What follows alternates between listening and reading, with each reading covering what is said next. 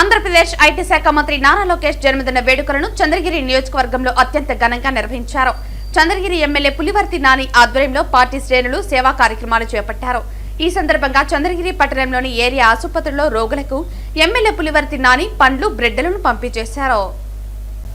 ఈ సందర్భంగా ఎమ్మెల్యే పులివర్తి నాని మీడియాతో మాట్లాడుతూ తాత నందమూరి తారక రామారావు ఆశయాలకు తగ్గ మనుమడిగా, ముఖ్యమంత్రి నారా చంద్రబాబు నాయుడు దార్శనికతకు తగ్గ తనయుడిగా నారా లోకేష్ రాష్ట్రాన్ని అభివృద్ధి పథంలో నడిపిస్తున్నారని కొనియాడారు. రాష్ట్రంలో ఐటీ వ్యవస్థను పటిష్టం చేయడంలో, బహుళ జాతి కంపెనీలను ఆకర్షించడంలో మంత్రి లోకేష్ కీలక పాత్ర పోషిస్తున్నారని తెలిపారు.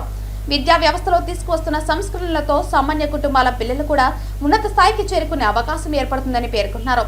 ఎన్నికల సమయంలో ఇచ్చిన హామీలను అమలు చేస్తూ కూటమి ప్రభుత్వం ఇప్పటికే 16,000కు పైగా ఉపాధ్యాయ పోస్టుల భర్తీకి శ్రీకారం చుట్టిందని, అలాగే పోలీసు శాఖలో 15,000కు పైగా కానిస్టేబుల్ ఉద్యోగాల భర్తీ ద్వారా నిరుద్యోగ యువతకు భరోసా కల్పించిందని నాని గుర్తు చేశారు.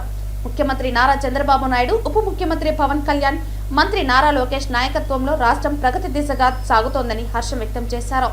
కార్యకర్తలే పార్టీకి బలమని నమ్మే లోకేష్ పై కలియుగ దైవం శ్రీ వెంకటేశ్వర స్వామి, కాణిపాక వినాయకుడు, శ్రీకాళహస్తి ముక్కంటి, షిరిడి సాయినాథుని ఆశీస్సులు ఎల్లప్పుడూ ఉండాలని, ఆయన నిండు నూరేళ్లు ఆయుర ఆరోగ్యాలతో ఉండాలని ఆకాంక్షించారు.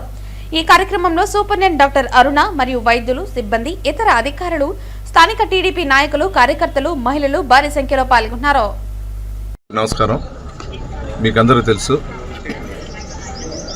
నారా లోకేష్ బాబు గారి 43 పుట్టినరోజు సందర్భంగా ఆయనకి శుభాకాంక్షలు. చంద్రగిరి నియోజకవర్గం ఎమ్మెల్యేగా, చంద్రగిరి నియోజకవర్గం తెలుగుదేశం పార్టీ కుటుంబ సభ్యులందరూ కూడా ఆయనకి శుభాకాంక్షలు తెలియజేసుకుంటున్నాం. తాతకి మించిన, తండ్రికి తగ్గిన తనయుడిగా ఈరోజు రాష్ట్రంలోనే కాక దేశంలో కూడా మంచి పేరు తెచ్చుకుంటూ విద్యారంగాన్ని సామాన్య పౌరుడు కూడా విద్యను అభ్యసించి దాని ద్వారా ఉన్నత స్థితికి తీసుకొని పోయిన ఉద్దేశంతో ఈరోజు విద్యారంగం చేస్తూ, అదేవిధంగా ఐటీ రంగంలో ఎక్కడ లేని విధంగా పెను మార్పులు చేస్తూ, వైజాగ్లో ఏ విధంగా గూగుల్ది కానీ పక్కన ఉన్నటువంటి మంచి కంపెనీలు కానీ ఏ విధంగా తెస్తున్నట్టు మీకు తెలుసు.